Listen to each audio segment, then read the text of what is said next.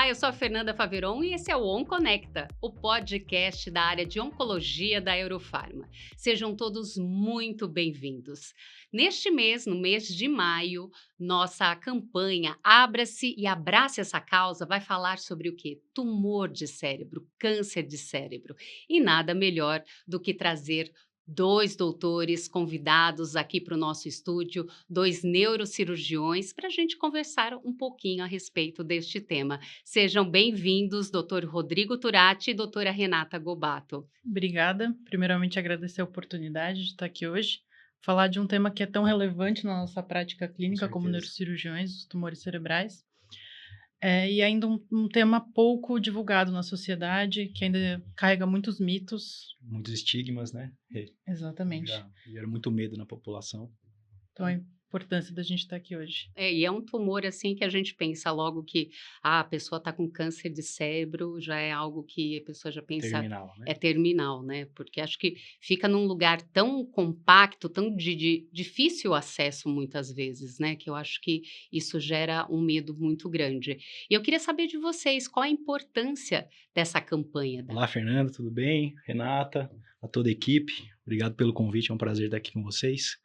É um tema muito relevante porque, apesar de não ser uma doença tão prevalente como outras, como pressão alta, diabetes, outros tipos de câncer que se faz um rastreio na população, com os adventos da tecnologia, cada vez mais exames de imagem são feitos, é feito o maior diagnóstico dos tumores cerebrais.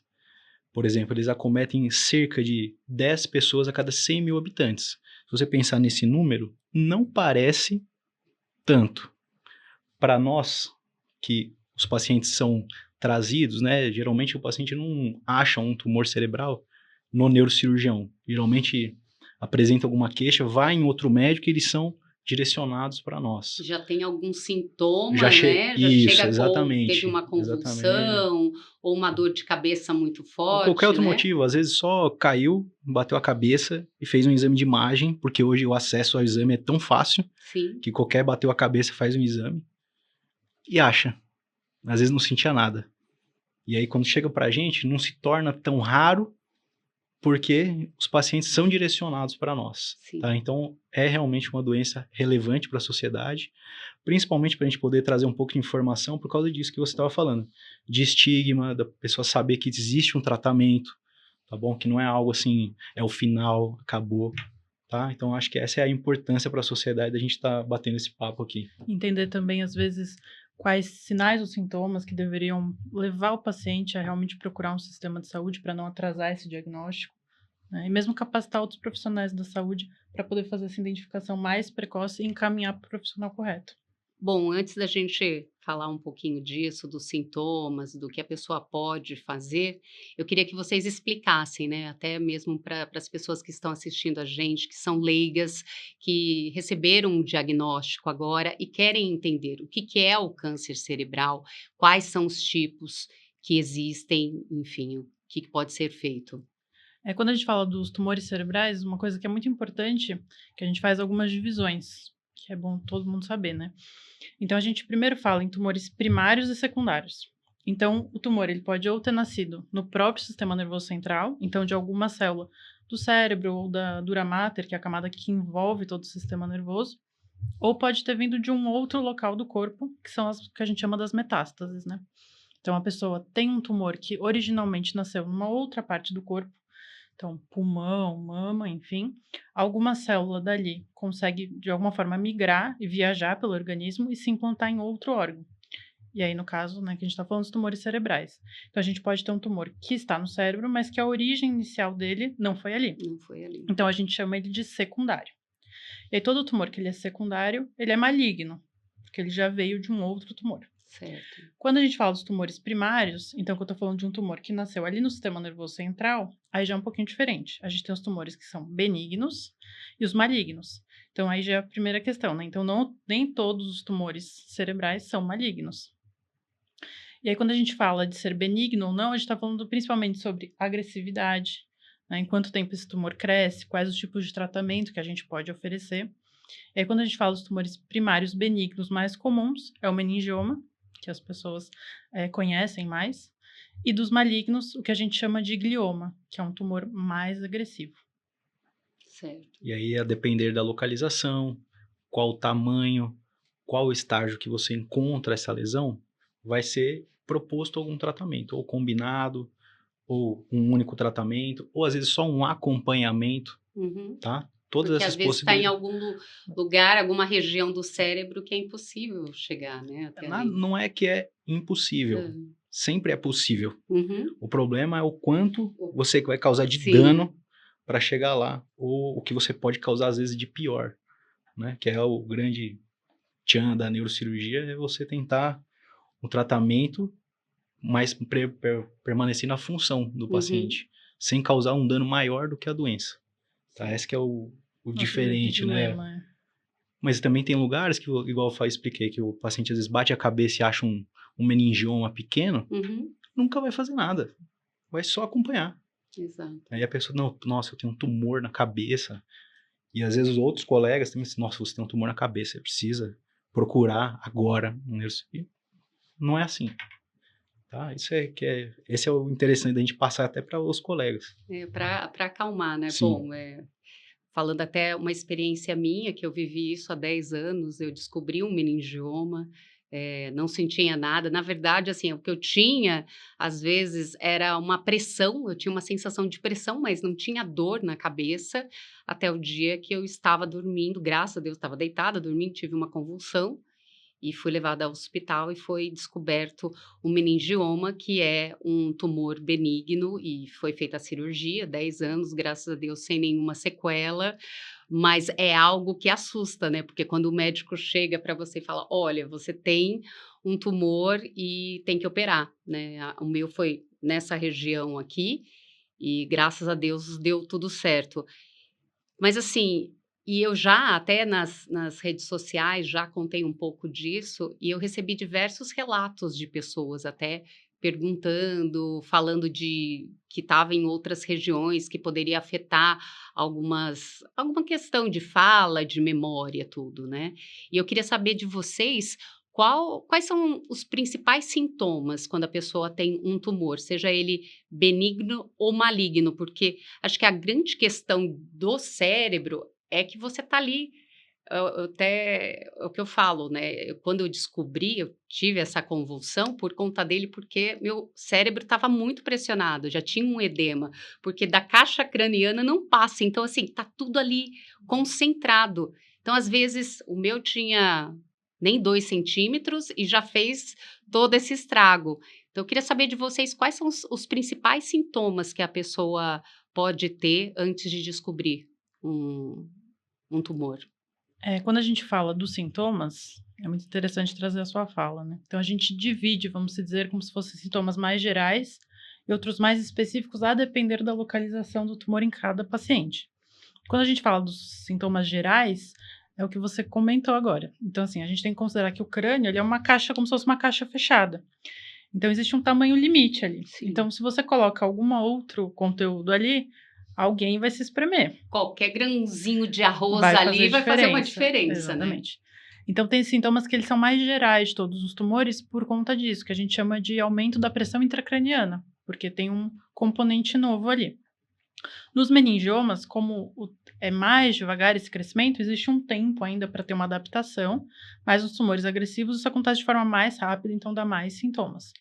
Então, quando a gente fala desses sintomas gerais, o mais comum de todas é a dor de cabeça, que é o que a gente mais pega, né? Os Mas pacientes que é um contam. dos sintomas mais comuns da sociedade também. Exato. Sim, Exatamente eu por fico isso. imaginando, né, tanta gente tão estressada nos dias de hoje. Exatamente por isso, você não sai fazendo exame. Ah, tô com uma dor de cabeça.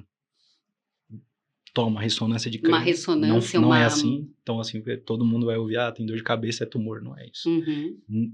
É o raro ser um tumor, não é o comum. Certo. Tá? É que, como eu falei, os pacientes vêm pra gente com ele. Então, fala assim, eu tinha mesmo, eu tinha pressão na cabeça. Mas quantas pessoas igual e era você... uma coisa, pra mim, eu falo assim, deve ser algo, sei lá, que tô estressada, muito trabalho, então você sente essa pressão, porque dor Sim, mesmo eu não tinha. Talvez nós todos aqui tenhamos dor de cabeça um dia ou outro e não tem nada disso, não é, Rê? Exato. E por isso que a gente fala que é importante, na dor de cabeça, a gente segue muito o que a gente chama de red flags.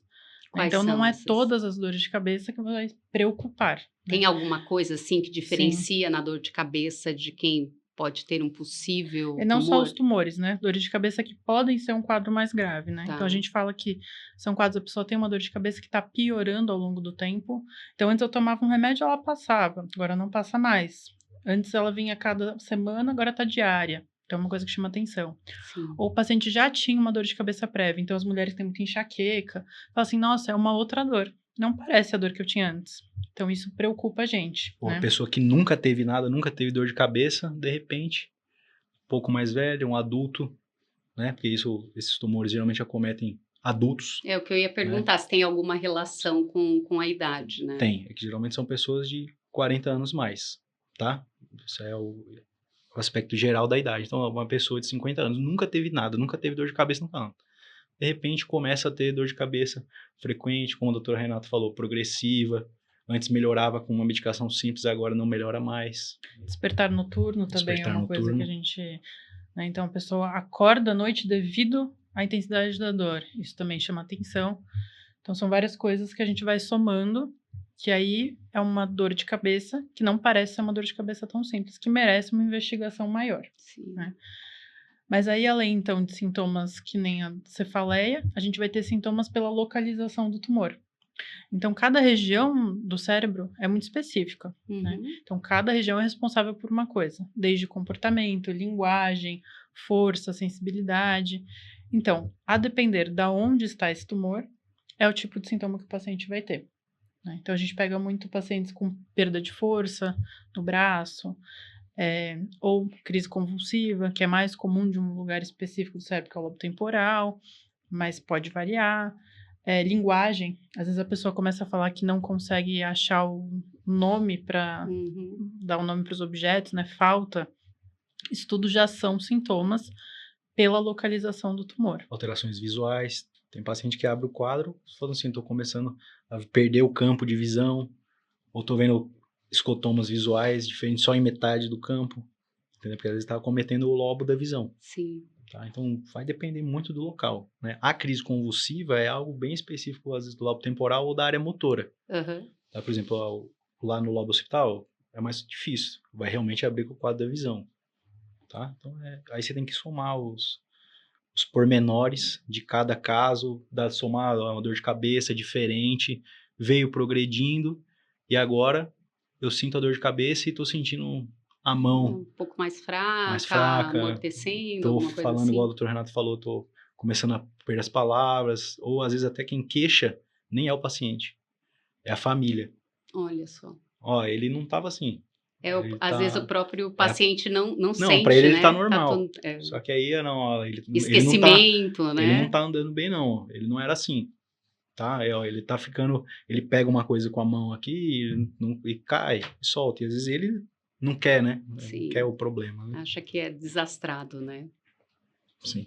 E quando você é indicado, assim, a cirurgia ou uma quimioterapia, uma radioterapia? São muitos fatores que a gente leva em consideração para pensar no tratamento. Uhum. Né? Então, que nem a gente estava falando, se o tumor ele é benigno ou não. Né? Então, se é um tumor que ele é benigno, num paciente, por exemplo, mais velho, a gente pode fazer uma conduta conservadora, que ele falou, não precisa ser uma cirurgia imediatamente. A gente pode observar por um tempo, ver se aquele tumor, se for um meningioma, está crescendo ou não, e aguardar. Quando os tumores eles já têm uma característica que é mais maligna, aí o tratamento se torna urgente, né? A gente precisa ser um pouco mais agressivo. E aí são vários fatores também que vão determinar pra gente. Desde o tamanho, a localização do tumor, então, que nem nós estávamos falando, quão é mais fácil ou mais difícil acessar de forma cirúrgica. E aí, a partir daí, a gente vai primeiro decidir se precisa de uma biópsia, em primeiro lugar, para definir o tipo, se é mais agressivo ou não, é isso? Exato. Então, porque a imagem, ela pode ser muito sugestiva pra gente, mas ela não chega a fechar o diagnóstico final, porque hoje em dia a gente fala que o tumor, ele tem nome e sobrenome. Não é isso?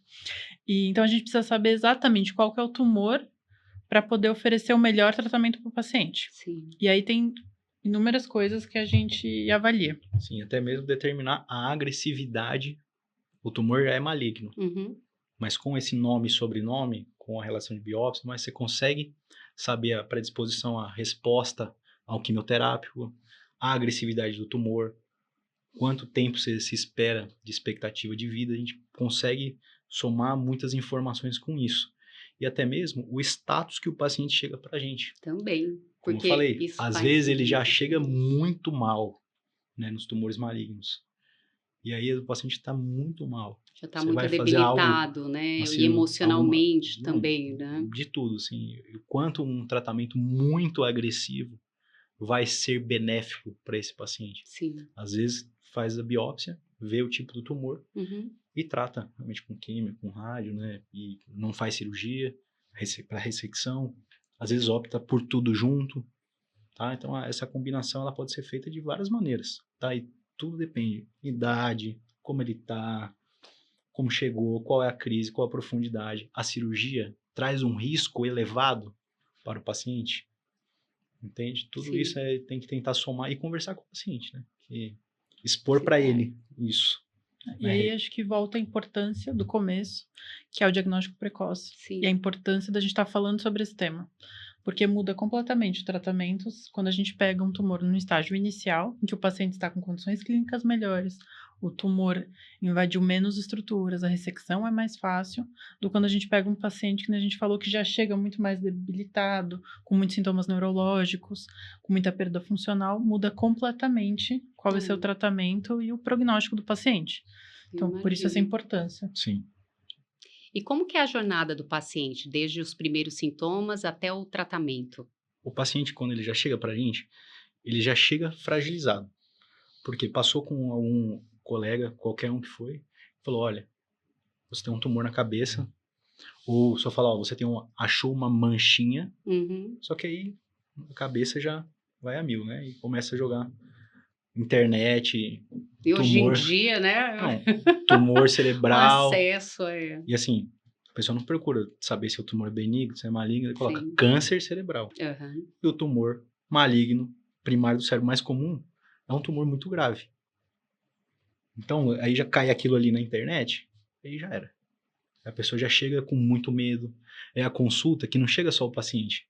Que depende das outras consultas, assim, dor lombar, vem só o paciente, às vezes não vem acompanhante, não vem ninguém. Esse vem 4 acompanhantes junto. 5, neto, filha, nunca apareceu tanto parente junto. Para ir ouvir o que você vai falar. Para ver se você vai dar, às vezes, uma sentença. Uhum. E isso que é complexo, né? E ele já chega muito fragilizado pra gente, a família tá angustiada, né? Já falaram, olha, é muito grave, igual eu tava te explicando, do meningioma, que às vezes você fala assim, não, tem que ir lá operar essa mancha, porque... Então, é muito complexo o paciente. E às vezes, até a gente não tem esse treinamento durante a residência médica para esse tipo de lidar. Isso vem com o dia a dia, com a Eu vivência. imagino, porque geralmente a pessoa já passou por um neuroclínico e depois é encaminhado a vocês, se vocês são cirurgiões. E muitas vezes o neurocirurgião é muito prático, né? Ele chega, olha, eu vou fazer assim, assim, vai, né? Tem risco. E nem todos, né, têm essa abordagem de acolhimento do paciente. E é o que você disse, muitas vezes o paciente já chega com um diagnóstico, achando que já é o fim da linha. Então, como que é o tratamento de vocês, assim? Como que vocês lidam com eles? Quando a gente dá um diagnóstico, né, a gente vai mudar completamente a perspectiva de vida do paciente e daquela família, né? Ainda mais se for um tumor realmente agressivo. Então, a gente sabe que tem um peso de que a partir dali mudou completamente a realidade daquelas pessoas. Sim. Né? Então, é muito importante a consciência daquele momento, né? E aí é o que ele falou, assim, na faculdade, na residência, a gente tem um treinamento, mas nada como a prática e a vida real, né? Então, a gente fala assim, primeira coisa, é um ambiente adequado para você dar uma notícia, né? Não é no meio do corredor, não é com as pessoas em pé de qualquer jeito, né? Então, existe todo um preparo também. Eu acho que o que é importante é você entender o quanto o paciente já sabe, Uhum. né? Então, é muito importante você acessar o que ele está sabendo, quais são os medos que ele tem, para você também conseguir responder de forma adequada quais são as angústias que estão acontecendo. Sim. E respeitar o tempo do paciente. né? Porque não é um momento de você ir lá e falar tudo, qual é o prognóstico, não. É você dar notícia aos poucos, conforme o paciente está aberto a receber. E conforme ele está conseguindo absorver tudo aquilo, que às vezes é um choque, né? Então, a gente tem vários tipos de reação. Num primeiro momento, pode ter pacientes que têm uma negação, não pode ser outra coisa, né? Tem momentos, às vezes, de revolta, e aí você precisa respeitar aquele momento e esperar, realmente, né?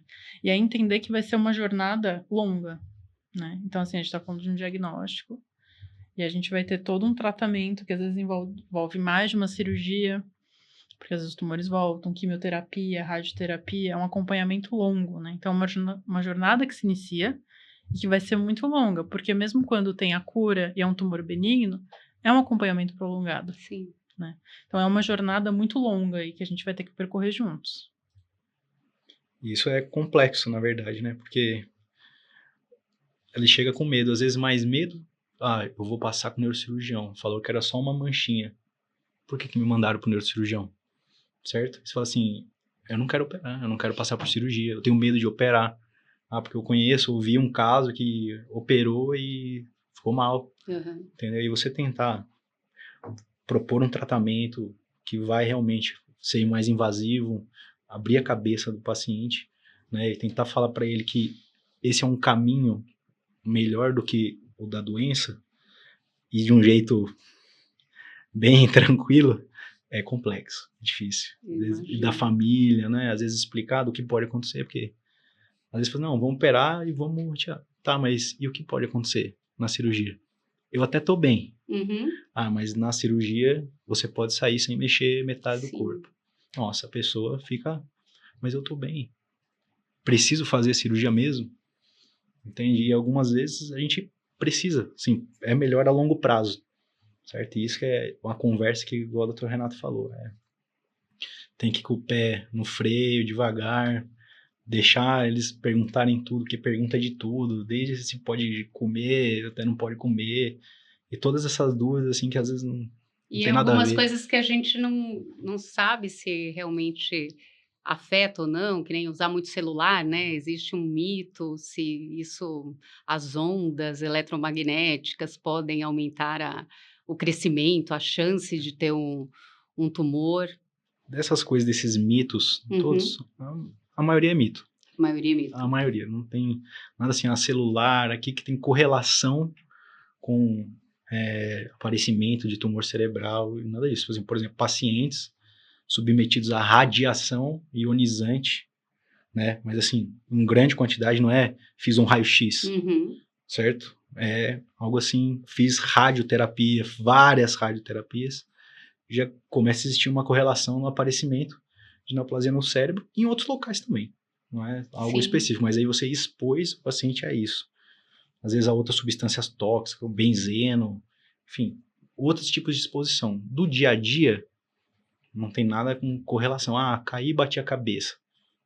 Não tem essa relação de, igual às vezes o paciente com meningioma. Quando eu era criança, bem que eu caí. Eu caí e bati a cabeça aqui com um galão. Assim, ó. Mas não tem nada a ver. Nada a ver. Até me falaram assim, isso é um tumor que ele cresce muito devagar, geralmente nasce lá na adolescência, é uma coisa que você descobre quando tem algum sintoma ali que te assusta mesmo. Não, e é difícil falar pro paciente, né, tipo, assim, mas o quê? Por quê? Por quê? Por genético. Por quê? Por que eu? Né? Como é que você fala assim, é ao acaso, se não tiver nenhuma doença genética, que é a maioria? Né? Por que eu? Por que aconteceu isso comigo? Eu fiz alguma coisa? Foi porque eu estava fazendo isso, eu não estava fazendo aquilo? Aquela dor de cabeça que eu tive há 20 anos, por que eu não fui atrás? E tentar tirar tudo isso, que realmente os tumores cerebrais não são assim. Uma coisa que o Rodrigo estava conversando, que é isso, né? Uma peculiaridade do tumor cerebral é que a gente tem poucos fatores de risco conhecidos, né? Então, não é que nem a gente dava para falar sobre tabagismo e uma associação clara, né? Então, acho que isso também dificulta a informação na população que buscam causas que a gente sabe que não tem nenhuma relação. Acaba criando muitos mitos e muito um sentimento de culpa, às vezes. Que nem ele estava falando, a família vem, tentando achar uma justificativa para aquilo estar acontecendo. E que muitas vezes a gente não vai ter. E aí também uma peculiaridade é que, diferente de outros cânceres, em que a gente tem um rastreamento populacional bem estabelecido, para o tumor cerebral isso não faz sentido em termos populacionais, né? Então, que nem a gente tem mamografia, né, colonoscopia, dependendo da idade, que são, para quem é tabagista, agora já tem protocolos de exame de pulmão. No nosso caso, isso não existe, né? E aí, às vezes, a gente até pega pacientes no consultório que vêm para mim e falam assim, eu vim para poder fazer um check-up, né? Mas, assim, na nossa área, isso ainda não existe, É né? estranho, né? Então, a Ninguém vai gente... pensar. Exato, a gente não consegue ter um rastreamento, né? Isso que torna o câncer cerebral uma doença que o diagnóstico ele precisa muito da atenção da população, do paciente, para pegar os sintomas e buscar o profissional de saúde. E nesses últimos anos, vocês têm números se houve um aumento significativo no número de casos ou não? Ele é relatado como aumento, mas ele é colocado em paralelo ao avanço da tecnologia, ao acesso aos exames. Entendeu? Entendi. Porque, assim, o cara que tem um tumor maligno que vai evoluir com crise convulsiva, ele provavelmente vai achar no momento da crise convulsiva. Exato. Quem acha mais são os que não estavam causando nada, e aí você fez um exame por qualquer motivo. Às vezes o paciente está fazendo um acompanhamento, sei lá, de câncer de mama, e está fazendo acompanhamento e pede uma ressonância do E é cérebro. só imagem, não tem nenhum outro, um exame de sangue que você possa fazer e acusar alguma coisa, né? Ainda não tem nada específico assim para tumores cerebrais, tá? Realmente é o exame de imagem. Então a nossa ferramenta mesmo é o exame de imagem. Assim, forte, né? Fora o exame físico, claro. Mas o exame de imagem pra gente tem que ver se a lesão se é correspondente com o exame físico dele, né? Então, e nessa parte de rastreamento é complexo. Porque, eu tenho uma amiga que teve uma dor de cabeça e era um tumor, eu quero fazer um exame. Uhum. E assim, não tem essa relação, igual a Rê falou da mamografia, do Papa Nicolau para câncer de colo de útero. Pacientes específicos vão fazer exame. Igual eu falei do câncer de mama, às vezes o paciente tem um câncer de pulmão já metastático. Achou uma metástase no pulmão, ou uma metástase, né, porque faz metástase pro outro lado. Vamos fazer uma ressonância da cabeça. E faz o PET scan, né, que já Isso. vê E aí, às vezes, você corpo acha inteiro. sem estar causando nada. Tá? Mas na população geral, é muito complexo. Como eu falei, é em torno de 10 a cada 100 mil. Se você olhar, não é muito, Sim, né, de prevalência Sim. populacional. com certeza. Certo? Então, não dá para você investigar uma população pensando em algo pequeno. Você vai errar na maioria das vezes, né? E isso acaba sendo um gasto em caso de rastreio populacional, né?